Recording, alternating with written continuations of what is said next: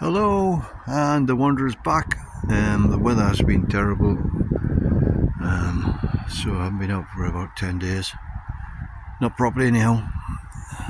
And the object of today's video is to talk about day 74 of Land's End to John O'Groats. The long trudge. Starting at Kinlochleven and aiming for Fort William, the last leg of the West Highland Way. Kinlochleven and Kinlochmore are two villages on either side of the burn, and they were connected when there was brought in an aluminium smelter plant there.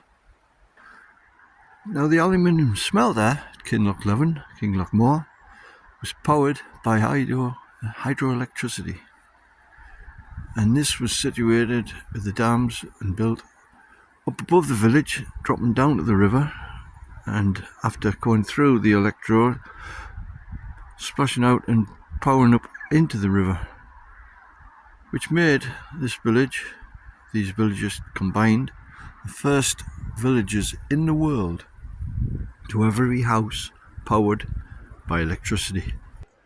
And so they became known as the Electric Village. We did have electric power in Northumberland, but not an entire village. This was the first village in the world where every house was powered by electricity. After leaving there in the morning, crossing a bridge, it was a case of climbing out of the village up a very steep hill in the woods onto the ridge, and then a long trail towards Fort William, mainly downhill, a few little bits and pieces, pretty rough track, but good walking. Whilst on the walk, we came across a distressed lamb hiding underneath the bracken and well, not so much the bracken then, but more the heather clumps, and it had been infected, and the flies were giving it extreme jip, you could say, and it was in a bad state. It had lost a lot of weight. We tried to contact the farmer, and I sprayed tea tree oil on it, which would help relieve it for a while, but whether or not what became of that lamb, I don't know.